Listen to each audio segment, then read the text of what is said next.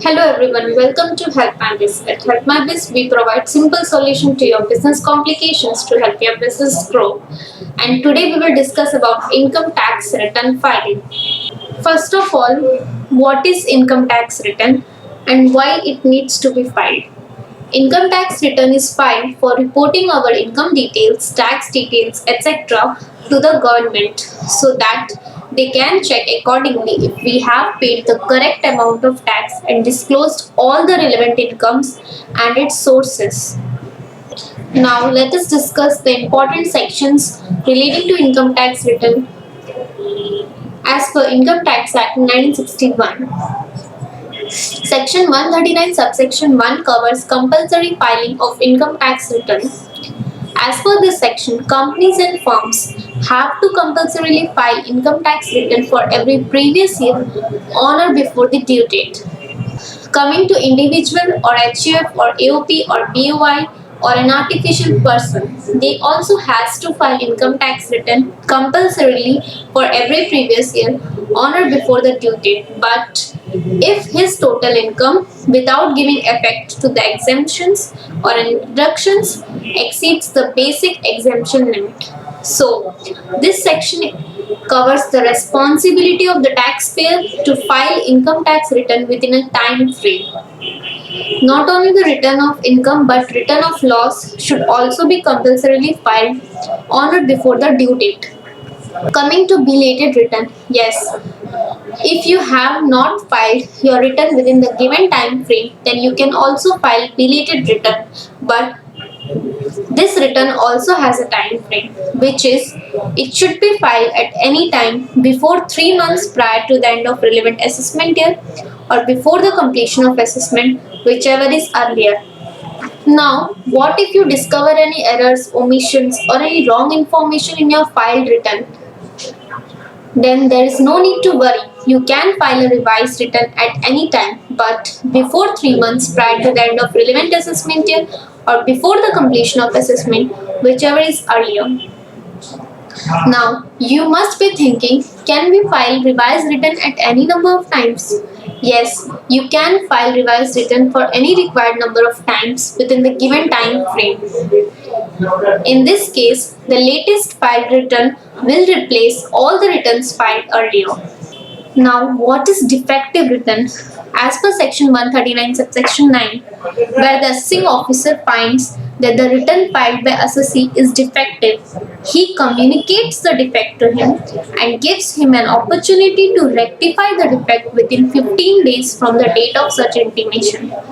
But in this case, there is a good point that the assessing officer has the discretion to extend the time limit beyond 15 days on an application made by the assessee. The recent budget on 2nd Feb 2022 inserts a new section 139 subsection 8A which covers updated income tax return. This return can be filed within 2 years from the end of relevant assessment year. Under new section 140B for return under section 139 8A. This return is filed when no return has filed earlier or when any return filed under 139(1) for belated return or revised return. Coming to types of income tax return. Most of you have been filing ITR 1 Sahaj form. This return is filed by the person who earns income up to 50 lakhs from the following sources: salary or pension or one house property, but it should not include brought forward losses from previous year. Income from other source, but it should not include winning from lottery and income earned from horse race. You can also have agricultural income up to rupees 5,000. But what if you have more than one house property? In this case, you can file ITR 2. This ITR, you can also have income from lottery and income earned from horse race and capital gains. It also covers agriculture income more than rupees 5,000. ITR 3 is filed when assessee is having income from business or profession, both audit and non-audit cases. This return may also include income from salary, house property, capital gains or other sources. ITR 3 is divided into parts and schedules. Part A includes general information, balance sheet, profit and loss account, etc. Part B includes computation of total income and tax that has to be paid on it. Schedules include salary schedule, depreciation schedule, donations, etc. ITR 4 Sugam is filed by the SEC who opts a presumptive income scheme under Section 44AD or 44A for business or 44ADA for professional income. While filing ITR 4, things that should be kept in mind are income from presumptive source should not exceed 2 crore. The net income should be minimum 8% of turnover or 6% in case of digital receipts. You do not need to maintain accounting records. You do not have to get your accounts audited. This ITR is very simple and easier as compared to ITR 3. SEC can also have income from salary, house property, other source but up to rupees 50 lakh and should not have capital gains income. Coming to ITR 5, 6 and 7. ITR 5 is filed by firms, LLPs, AOP, BOI, artificial juridical person, business trust, etc. This ITR is also divided into parts and schedules. ITR 6 is filed by companies but not companies which claim exemption under Section 11. Now, what is companies claiming exemption under Section 11? These are the companies whose income is derived from property held for charitable and religious purpose. They cannot file ITR 6.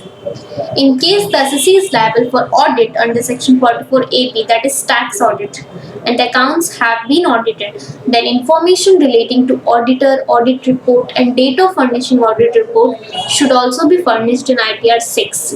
ITR 7 is filed by an individual or company being charitable and religious trust, political parties, news agency, university, college, etc.